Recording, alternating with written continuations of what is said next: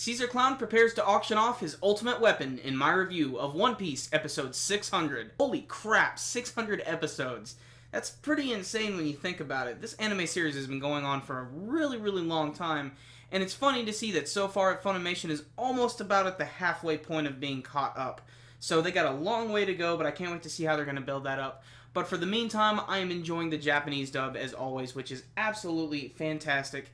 And this week's episode wasn't exactly the greatest one in the world. It was a little slow, but there was a really great twist at the end, which I think everybody's going to be talking about. But before we actually get to that, we actually get to learn a little bit more about Caesar Clown's powers this week. We continue from last week, where both Usopp and Nami, who is still inside of Sanji's body, come across Caesar Clown, and he's getting ready to have all of the kids come to their side, and he's doing this, of course, with his candy.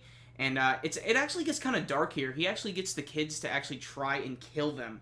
And I just think that's really messed up. And I know I've said it before, but I totally get an Attack on Titan vibe from this. Somebody please make an AMV with these kids set to the opening theme of Attack on Titan. But the main reason that Caesar Clown is so easily able to subdue them is because we've seen in the past that he has the power to control gases and air and everything.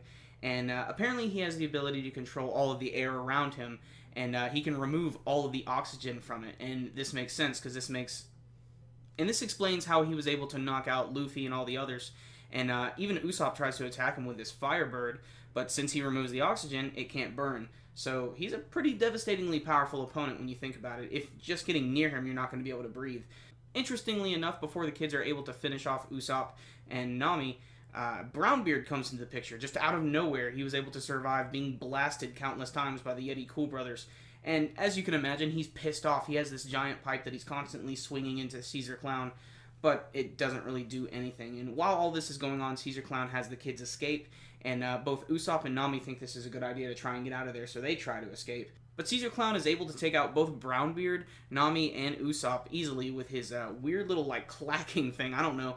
I'm guessing he creates a spark in the air which just explodes, and I think this is interesting because he basically does it at point blank for both of them. And, come on, guys, let's face it. Usopp and Nami are not going to die, and I don't know how they survived that at point blank, but this is One Piece after all, and these type of things can happen. In the meantime, we get to finally go off to other parts of Punk Hazard, and we get to see that Smiley is slowly starting to accumulate. He's finally thrown himself over the lake, and he's definitely getting ahead of Zoro in the group. And this is pretty freaky. I mean, this is a devastatingly powerful thing you don't want to get near. And to make matters worse, all of this is just a big experiment from Caesar Clown. We get to see that they're all making their way to this front area of the lab where the shutters are down and all of the Marines are still outside. And essentially, he's going to just feed all of them to Smiley, as well as Luffy and all of the others, including Law. And this is where the twist comes into play, which I think is really cool. Apparently, he's broadcasting this entire thing over the transponder snails, and he's showing it to this large group of pirates. A lot of them look really hardcore, and two of which at the end we actually know who they are. We get to see Killer walk onto the screen, and he's, of course, a member of the Kid Pirates. But obviously, all that stuff with Killer and Eustace, I really think that's the most interesting thing.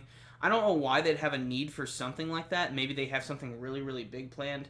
But I can't wait to see some of the other pirates that are going to make an appearance in that room. So there it is. That's episode 600. And I find it really interesting that on the 600th episode, which should be a pretty big milestone, they decided to just do kind of a normal episode for this one. You know, nothing big, nothing crazy. Like I said, the pacing on this one was pretty slow to say the least. Most of the episode was just seeing Caesar Clown talk about how awesome he is and how he can use his powers, which that is important. We do need to learn how his powers work and everything, and I'm sure he even has a few more tricks up his sleeve. But finally getting to see how he knocked out the Straw Hats does make a lot of sense, as he is a gas man.